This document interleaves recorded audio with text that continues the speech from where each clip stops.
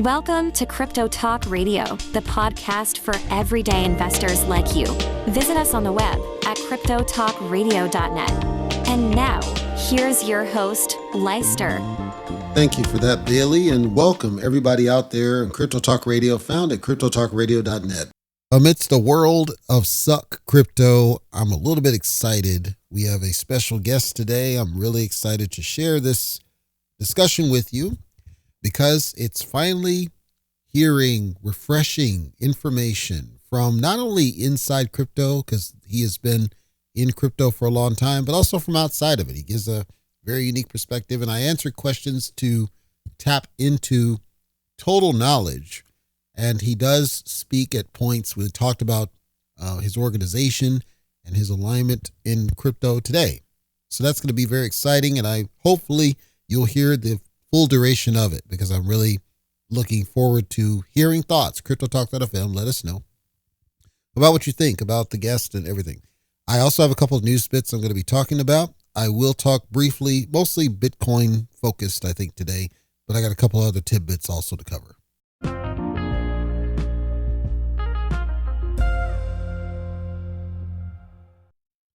CoinMarketCap.com. We are going to zoom out to the month chart, and we start with Bitcoin, because Bitcoin has some chatter as of recent due to some price surges that didn't last, but I think they're good to start out with on the month chart. Currently, we're hovering just shy of $65,000.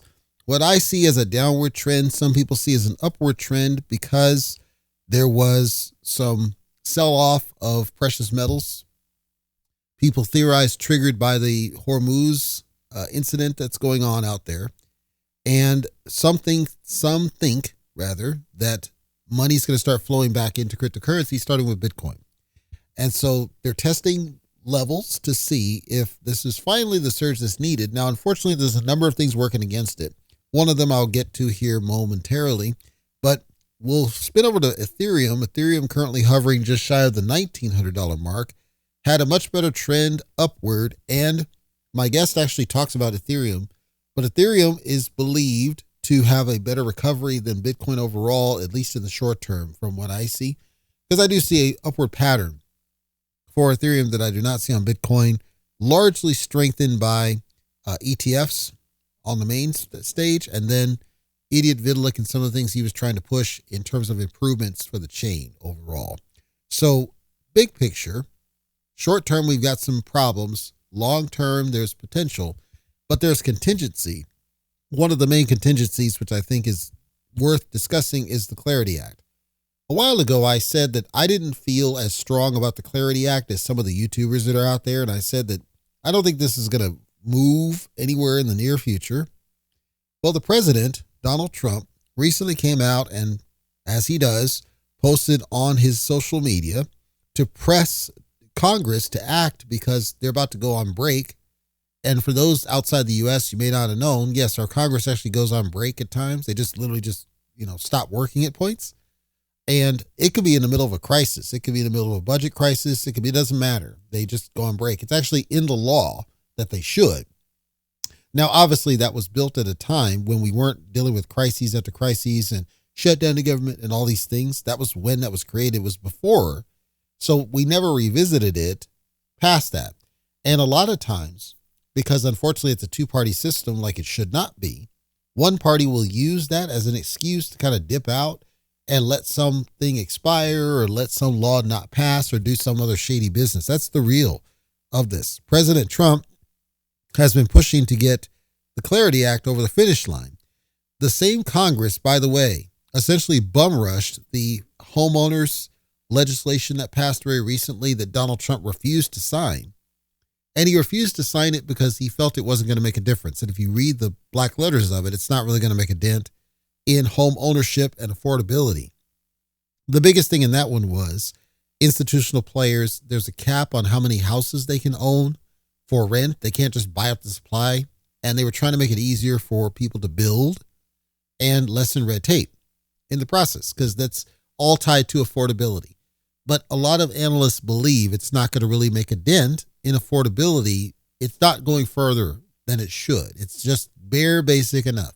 The biggest one is not letting large institutionals own significant amounts of properties. But and some things that were proposed by those same analysts, I emphatically disagree with. I don't agree with subsidies. I don't agree with these giveaway programs. That's not the right answer to me. Things I would love to see that would help affordability. The price of wood is a joke. The price of siding is a joke. The price of building materials is a joke. The price of windows is a joke. Materials cost is a joke. Regulatory is a joke. Things that we can't do without a permit is all a joke. Some of that's local, some of that's state.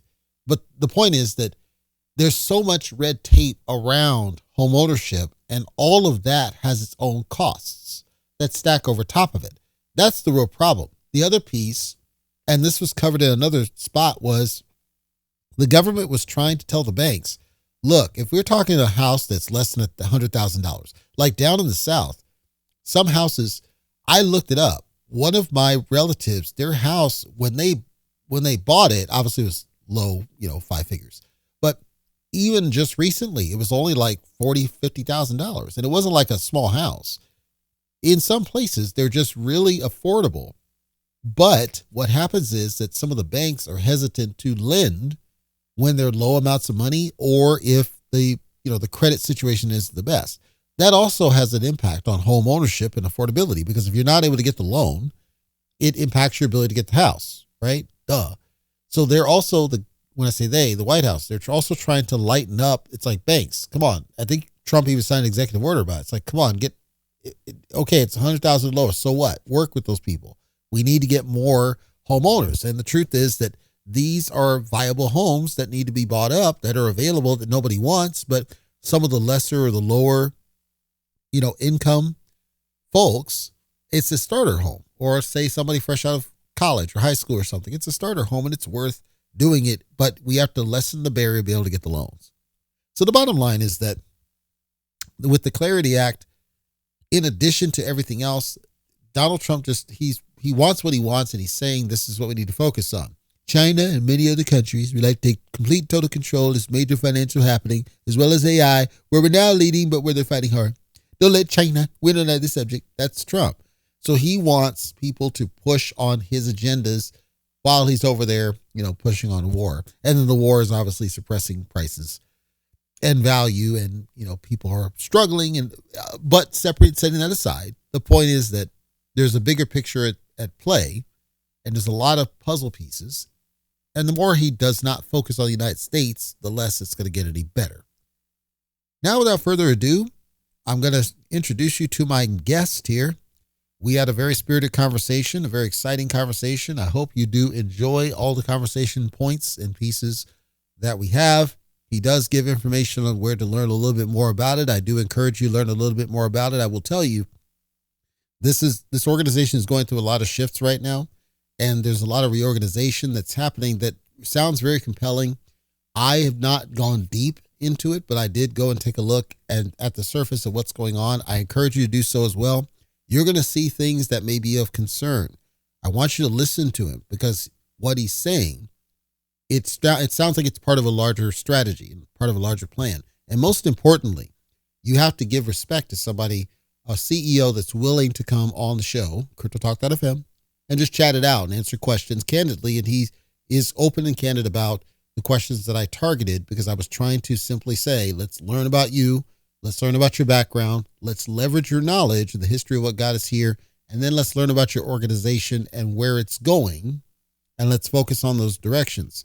I also challenge, because there may be people listening to the show that are listeners from other such projects. I challenge you to compare my next guest against other CEOs, and you'll understand when I say this is what it should be. When I say wants to smoke, this is what I mean. Somebody that wants to openly have that conversation and answer any question put forth to them. And there's less chaos, obviously, now with this than with others, certainly. And my guest refers to that as well. He talks about how some of these other projects are treated, like a poly market or something. That's true. It's a Wild West, certainly, but it's also gambling. You're rolling the dice on a lot of them, and he draws a very clear separation. He does that because he understands that there are projects out there like that, and he also knows the perception and how he has to work hard to reframe. And what he's got to talk about, I think you're going to find extremely fascinating. All right, we're live and active. Jason, thank you for joining us here on the show. I appreciate having you. I'd like to start out by, instead of me introducing you, let's have you introduce yourself, give a little bit of background, the company and organization you represent, and then we'll kind of jump right into it. Thanks for having me here. I'm really excited. So I'm Jason Hitchcock. I'm the CEO of Greenlane, which is a digital asset treasury that has a sharp focus on accumulating the Bera token, which is the token of BeraChain, a layer one that was founded in 2025. Our mission is to accumulate as much as possible. We're excited about the strategy.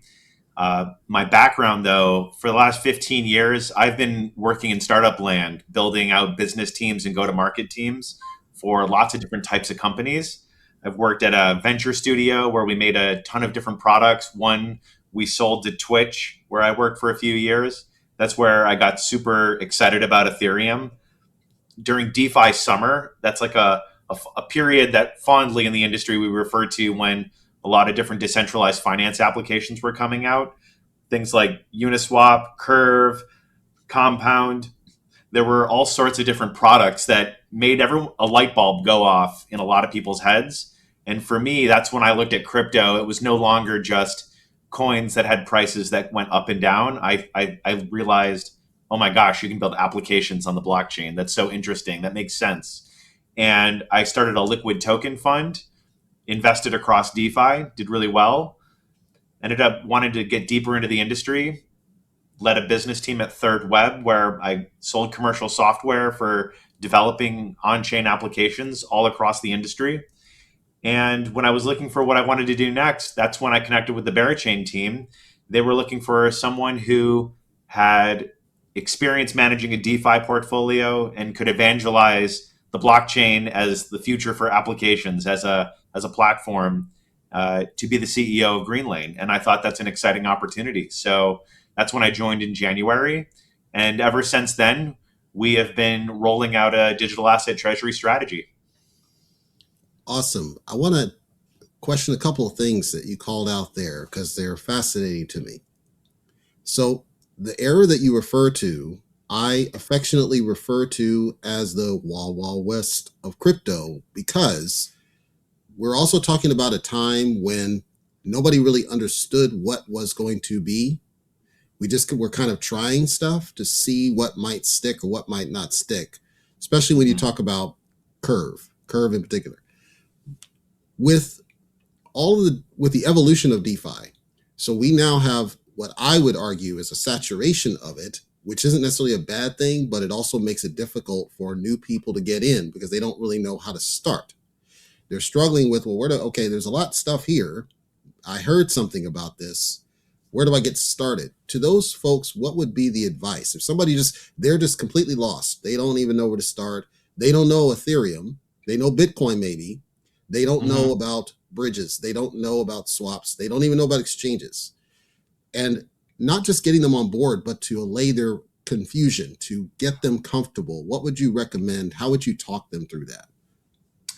That's a really good question. And the context makes a lot of sense. Like there's a lot of blockchains. There's sort of similar looking ecosystems on each blockchain. I think the person that you're talking about, like the person who knows Bitcoin, but they're curious or less familiar with Ethereum and where do they get started? I think it comes down to what is their goal? What are they understanding things towards? Is it, hey, I was early on, or I missed out on Bitcoin, but I want more crypto exposure, but it all seems kind of complicated. Is it, I have some crypto and I want to earn yield? I've been hearing about yield. Like, what is yield? Where does it come from? What are the different types of yield and emissions? Like, these could be the types of questions. So for someone who wants to learn more, I think I would get clear on what my questions are. And so, for example, let's say, the way to think about Ethereum, we're hearing about all these apps. When Bitcoin first came out, it was really in tech what we refer to as a minimum viable product. Mm-hmm. If you think about what is a decentralized computer, right now, Eric, if you want to have a website, you're going to have hosting on an AWS, you're going to have an app. It's going to store data on an AWS or Google Cloud server, and nobody else really has access to it. A company owns that database. Then Ethereum, or then Bitcoin said, hey, we're going to have a public database. All these computers, these miners are going to run the software. They're going to notarize transactions, and it's going to be a public database that no one owns, and you can send value around. And that's where Bitcoin really proved that a decentralized computer works. And it was super simple. It could do addition and subtraction. That's how I think about it. And then Ethereum came out and said, hey, what if we added programmability onto this blockchain? So not only you can send value around, but we can have apps running on top, but it's still an immutable, decentralized computer. Mm-hmm. And I think that's like that's been like the step evolution. And so then this time that came out, we had DeFi summer. So people said, what if we could run a lending market on this computer? What if we could run an exchange on this computer? And we started to like experiment and throw spaghetti at the wall with like what ideas benefit from a decentralized computer. And that's where I think we saw the strongest product market fit was with decentralized finance. A lot of other things were thrown at the computer. Like we had Web3 gaming. There were some different types of consumer verticals, meme coins, etc. And it seems like a lot of things kind of came and went. Not so different than like the internet boom and bust that happened in like the early 2000s, late 90s. Yeah. And it's entirely possible a lot of those ideas reemerge. And like they were directionally correct, but maybe they were too early. Like when the internet bubble happened, there were only 50 million people using the internet. Webvan, went bust, but now Instacart is a huge company. And so some of the ideas might be right. DeFi, though, seems to have product market fit. And so that's where like, I think people who are trying to learn more should learn about DeFi. How do stablecoins work? Stablecoins seem to be taking off at an incredible rate. Stanley Druckenmiller says he believes in 15 years, all money will be stablecoins. You have the CEO of like Western Union talking about how they want to adopt stablecoins across all their products.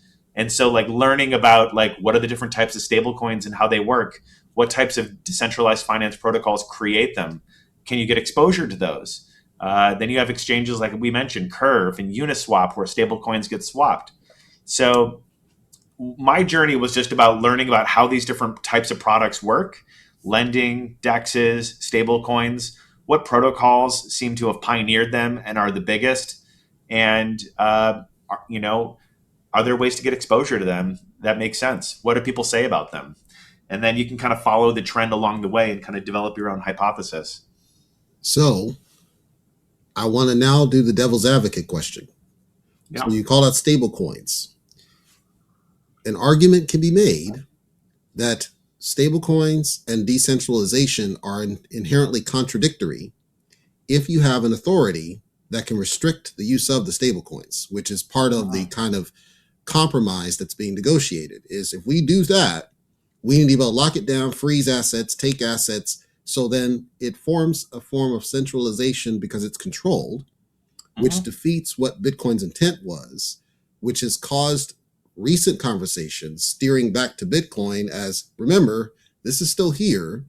You can't control Bitcoin. It's not, that's what we want. We want something that's not controlled. Then the counter argument to that is, well, yeah, but fraud. There's fraud. There's all sorts of criminal behaviors where crypto could be misused, which then creates a counter. You can misuse fiat. It's the same thing. Now you have an impasse. You've got this side that says Bitcoin's really what we need to be focused on. Not stable coins, not these assets, not these classes, not turning it into finance, but Bitcoin. This was always the vision. And by basically turning it into fiat, you're going to lose the control that adds the value in the first place, to which, what do you say to both sides? Which is, I think they're both right in their own ways, but I'd like to get your opinion on it. Yeah, I'll speak to a few things you said, because I think that you laid it out really well, sort of like a view of what's happening. So if going back, Bitcoin is what I described earlier as a very successful experiment with a minimum viable product. Can we create a decentralized computer with a single asset on it, Bitcoin, that you can send around, and it has its own economics, And functionally, it's become gold, right? Like we have created a digital, precious, commodity. And that's what Bitcoin is. I would describe that as like it's an application. Bitcoin is the single application on that computer. That operating system can run just Bitcoin. Yep. Ethereum said, we're going to take the similar computer, we're going to add more programmability. And so now we can build other types of applications. And now we have a spectrum here where you have a blockchain that has a similar level of decentralization. You can kind of debate these things about like validator size, et cetera. But let's assume it's quite decentralized. And you can deploy immutable self-running software onto it. And now this is where we have different degrees of decentralization. Some of these apps are going to be completely decentralized. You can deploy like smart contracts that nobody can touch. Everyone can see how the code works. And yeah, they're completely decentralized. Other companies, though, like a Circle, they could deploy their own contracts and they could have some controls over them. And so I would argue that what Ethereum and other proof of stake networks and BeraChain and other blockchains have introduced is the ability for everyone to decide how they want to leverage decentralization and to what degrees and where in the stack, in the value chain of their application does decentralization matter. And so like there are some services where it's vital for that service to run. Products like Aave and Uniswap, it's core that the lending markets themselves, the markets that facilitate the tokens, are completely decentralized. Now, they support a full range of assets. Some of those assets, there might be some gold-backed stablecoin out there, and somewhere someone's got to like hold the golds, and there might be a centralized actor that has a trust assumption, baked into them. But they're able to put that coin in the lending market. So I would just say it's a spectrum. It's not an all or nothing thing. Fair. So then enforcement, to that point, enforcement becomes, so now again, I'm layman investor. I'm skilled in investing, but not crypto in the questions I'm asking. So in what you're referring to as a real world asset connection, obviously the asset has to exist. The asset has to be robust. The asset has to be maintained. The asset has to be audited. There's a certain rigor that has to apply to the real world assets underneath it. How can that investor that's happening? If they just go to a Uniswap, they don't know that all that's happening. So they got to go and do some research to make sure that this is a viable asset that's worth the time. I think you can appreciate the sheer number of assets that's out there. It starts to be overwhelming for newers. It's not like on the stock, you just basically pull the prospectus and it tells you what you need to know if you care. If you go to a Fidelity, they'll tell you right on the screen. My sense is that crypto doesn't do a good enough job pushing that information up to the investor to make an informed decision. What would you say is a way to solve that, the information gap? Because what you're talking about is that the platform should be basically separate from what's going on with the asset. The asset still has to have its rigor. The platform is just a platform that's serving whatever and has no part in the secondary. But the platform, because it's separate, is not feeding the information to the investor. And that may be it's too much effort to go and have to find this stuff to be assured they're not going to get ripped off. And I'd like to get your thoughts on how can we bridge that knowledge gap to make it easier, lower the barrier of entry? Well, over time, one of the properties of crypto that is interesting is that it has tokens. So we talked earlier about like this big decentralized computer. That's kind of like the phenomenon of the blockchain. And a unique property of the blockchain is tokens, which allow people to, you can transact in them. And so it's interesting in that every idea, every startup essentially has a token in crypto. And if you compare that to public markets, most startups, maybe they raise equity and a small group of investors is able to get access to it. And startups go through mega cycles where most startups fail. And so, however, the failure is kind of narrowed.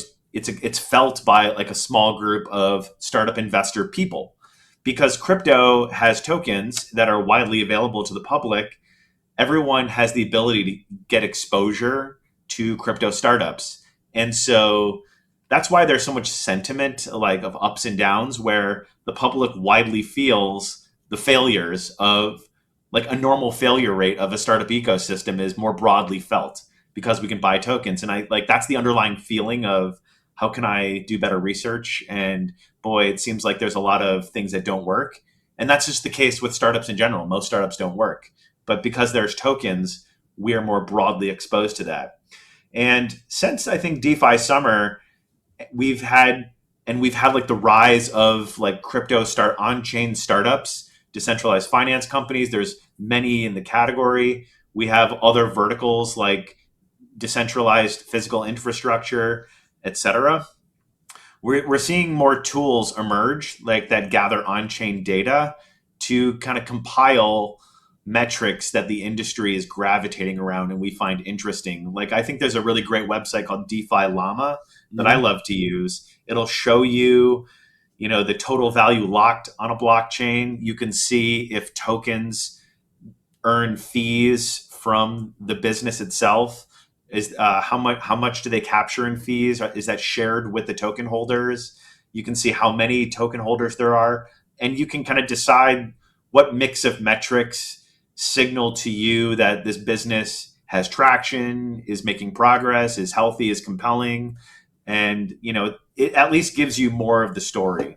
Like, is it even on DeFi Llama?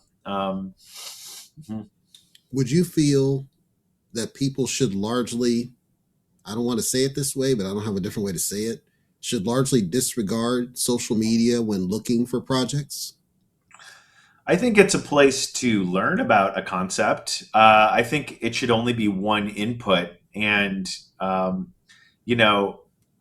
think every investor needs to think about what their own risk tolerance is and how they form opinions about companies. Like, if you were to imagine crypto never existed, how do you make decisions on what company stocks to buy?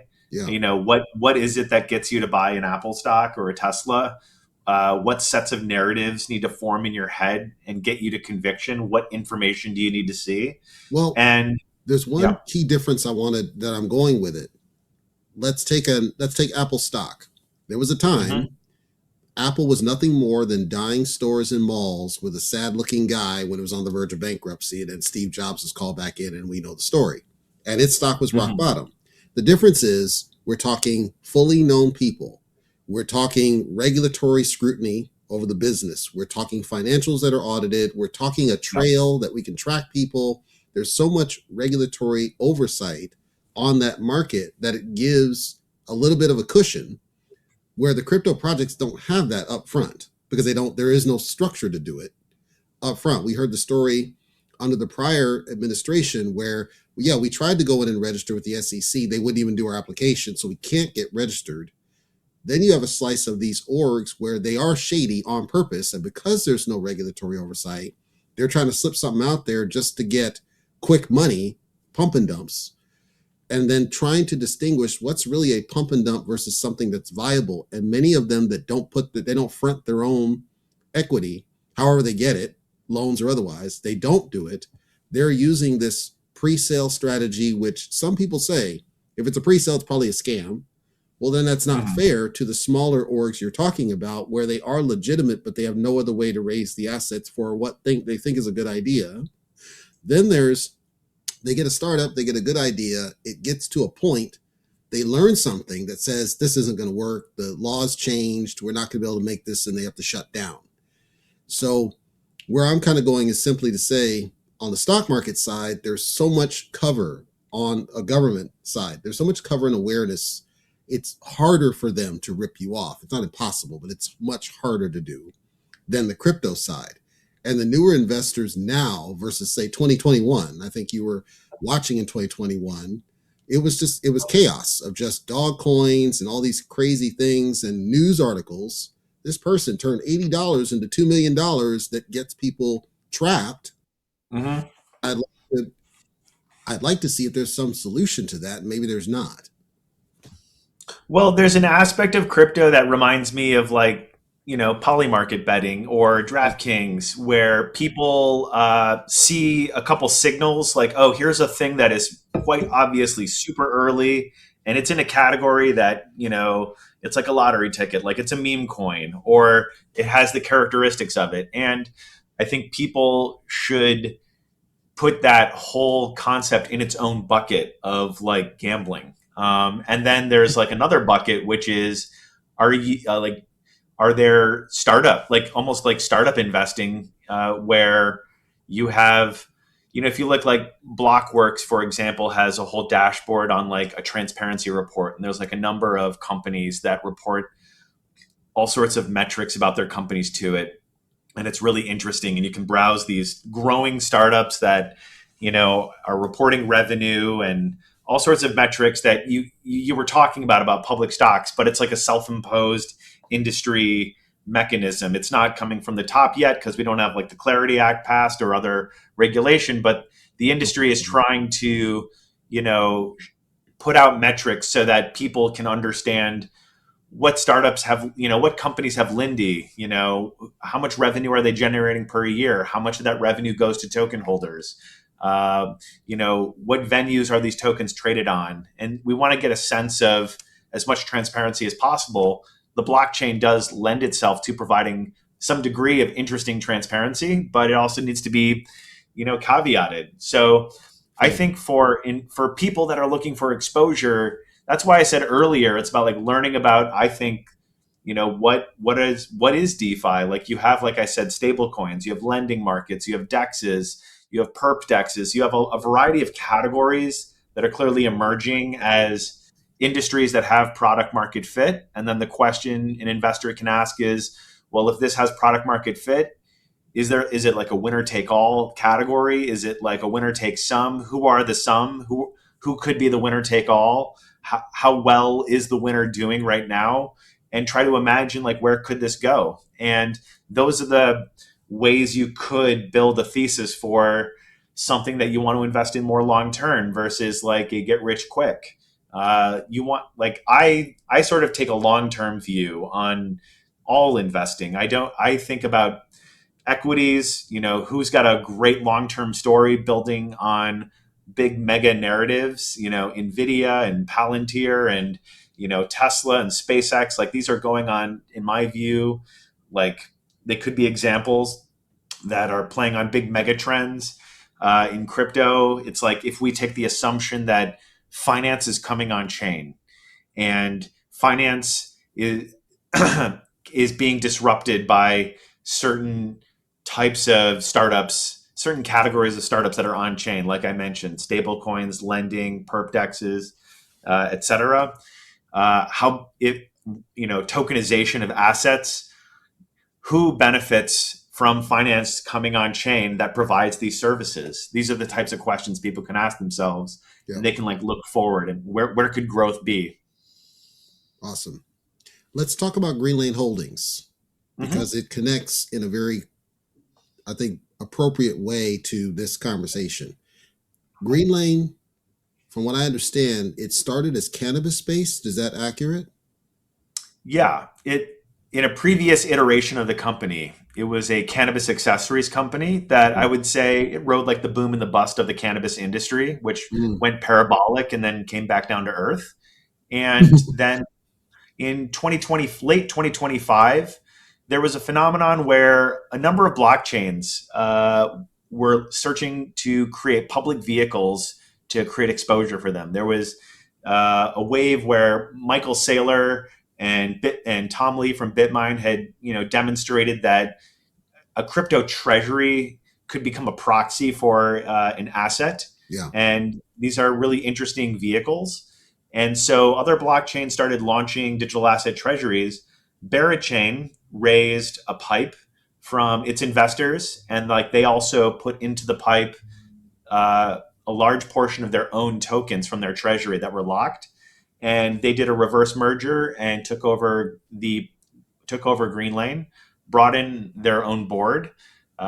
and they established Greenlane to go on a new direction of having a digital asset treasury, where it started off with 50 million tokens and some cash. And the strategy is to accumulate more tokens, put those tokens to work on validators and do DeFi market operations to earn yield, and then use that yield to operate the business and acquire more tokens.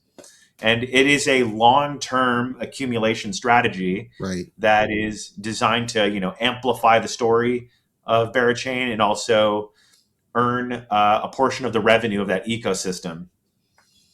And then February, this is where I want you to clarify.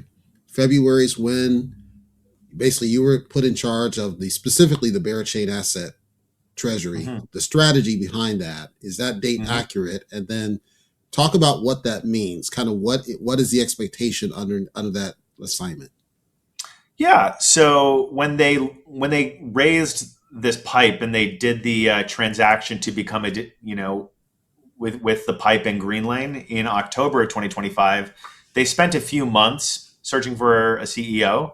They were doing the transition because Greenlane had a legacy business that had to wind down. And so during that period, they did their CEO search. They then brought me in. We talked earlier about my background. Ran a DeFi fund, angel investor in a lot of different DeFi companies. I've run a infrastructure team at a Web3 developer tool startup, Third Web. I have a lot of familiarity with the space. And so they brought me in to help, steward the strategy. We have a team that is allocating into Bera. We do it on a certain cadence. We needed to do market, investor relations, and also coordinate with the ecosystem. How can we help tell their story? How can we, help investors better understand what's going on and the progress being made in the BeraChain ecosystem? That is my main role here at Greenlane.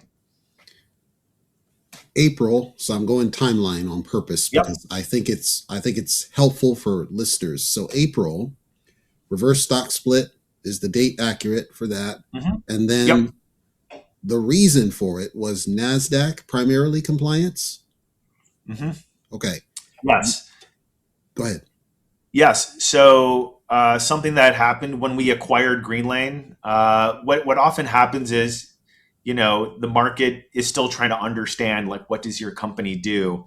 Before, we were a cannabis accessories company that was kind of drifting downward and heading towards a NASDAQ minimum bid compliance threshold. If you trade below $1 for a certain amount of time, you get put on notice for a delisting. And so this is something that's quite common with digital asset treasuries, where they take over kind of like a certain type of company, and they go through this process where when you do a reverse share split, it then consolidates your shares and you end up shooting back above $1 and getting out of compliance. And that's what happened to us. So it was a defensive move. I know that happened with the high speed, supposed to be the high speed train, California, Nevada. That happened with that company. They did it twice, and it was being traded as penny stocks. And so they kept doing reverse splits over top of it and eventually said, this is never going to happen. I think that was 6 or 7 years ago, and they still haven't made any progress. That's why I was familiar when you started talking about that one. Okay. Validators were involved with this process. So as you're building this out and you're framing this and structuring it, you're keeping in the loop with validators. So they're part of the process, because ultimately the chain, the integrity of the chain, the strength of the chain, the performance of the chain, as well as the decentralization we were talking about, still has to be maintained during the process. But it also becomes a strength because you're purposely showing we're not just working off in a vacuum in the corner. The validators are part of this journey to build this forward and make this successful. Did I capture that accurately? Yeah, absolutely. We run our own validator infrastructure, and we also deposit onto other partner ecosystem validators. And, we just think it's important to operate this infrastructure. We want to be a part of the ecosystem. We don't get involved in any governance, but we're right there participating with everybody. The big success story is that basically NASDAQ said, we're good. This looks good. Compliance is where we need it to be. There are agreements that I don't want to go details because they're not directly in part of this, but if you want to talk about it, please do. But I want to make sure I get through the timeline in Yeah. total, because I think it's a good story for people to hear. So in May, so now this is standard, and now we're in the real world outside of crypto. Yeah. In May, we take a look at it. Numbers are now realigning. Things are kind of getting reset according to this new, and there's going to be a little bit of pain, down, up, down, up, down, up, down. My question is, everything seems to be reasonably stable from what I can tell of the money movements. I don't see significant money movements given what's all going on. I don't see anything that's a concern as an investor. Is what I'm getting at. It's normal when you're getting everything realigned off this is a huge transition. It's a completely different business model in part. Yeah. And a lot of those fail when you try to do a complete shift like this. So it's understood that there's going to be some kind of disruption. July, it was reported a headcount shift. The physical, so this goes kind of probably back to the cannabis organizational. There's different physical asset things need to be reassigned. If we are doing any sort of commerce, we're going to do drop ships. So you're realigning the business into now this new world. Question for this, is there anything around the operationals and the staffing and the physical asset changes that was not connected to the cannabis wind down? No, not at all. So, Greenlane had an extensive warehouse manufacturing and distribution business. It was capital intensive. And so ever since the transaction to set up the digital asset treasury, we have been realigning that business, winding down warehouses, winding down anything that so that we could convert that into a very asset light dropshipping business. It's important that we maintain an operating business. That's almost a requirement when you do these transactions. Yeah. And so we've been minimizing the costs on that side so that we could free up all the capital that we have to be redirected towards the digital asset treasury. And so we try to keep the market updated on the progress that we're making there because it's substantial. And it says, one, we're getting our costs under control as really quickly. And then we're freeing up the capital for our core mission, which is acquiring more Bera. And that's our main focus. Talk to me about POL Next. Yes. It's a term I've seen, and I get a high level of what it's describing, but I would like to hear it in your words of exactly what is it, and then how does it benefit the investor? Yeah. So a good way to think about POL Next is understanding like how BeraChain actually works. Yeah. What makes BeraChain unique among many blockchains, there's many blockchains, and they all, some will say we are a super fast chain or a super cheap chain, or we're private, or we're for corporations. And, they're all incrementally different from Ethereum or Solana in some way. BeraChain is compelling. It has something that is very unique in the whole industry. I haven't seen another chain do this. BeraChain is not just a faucet of tokens that it emits tokens to pay validators just to secure the chain. It has a unique thing called protocol on liquidity, POL, where a significant portion of the tokens that it emits are directed by validators to startups building on the chain. So the chain offers chain level financing to startups. And then those startups who use those tokens to subsidize different markets, they might be DeFi protocols, and they subsidize rates to make it more attractive for providing liquidity. They can attract more TVL. As these startups earn revenue, they share that revenue back to token holders. So there's a loop here where chain emits tokens to secure the blockchain. The blockchain directs additional tokens to go to startups. Those startups then grow and earn revenue, and they send a portion of their revenue to token holders. And that is something that makes BeraChain unique. The POL Next update was a update on the token design, where previously they had multiple tokens and they consolidated it. They simplified their token model into one. It was previously a more complicated. The diagram I just described was a little bit more complicated. Now it's extremely simple.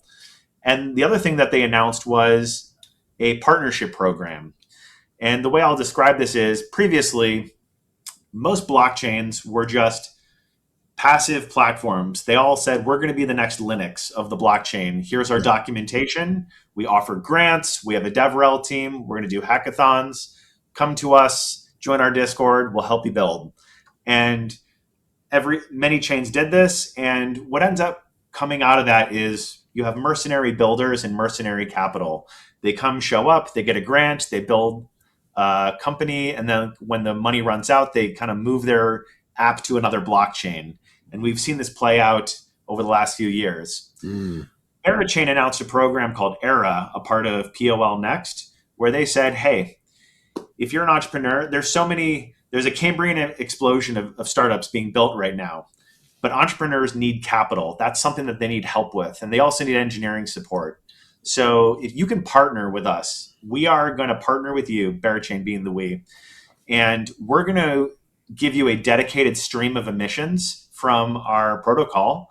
And you're going to use that to finance your startup. Think of it like debt financing.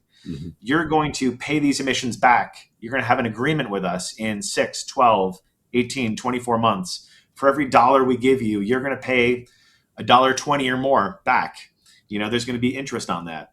You're also going to code into your contracts a revenue share with token holders so that in perpetuity, as we help you grow, you're going to share revenue to our token holders. And we're going to provide you engineering support, help you recruit liquidity.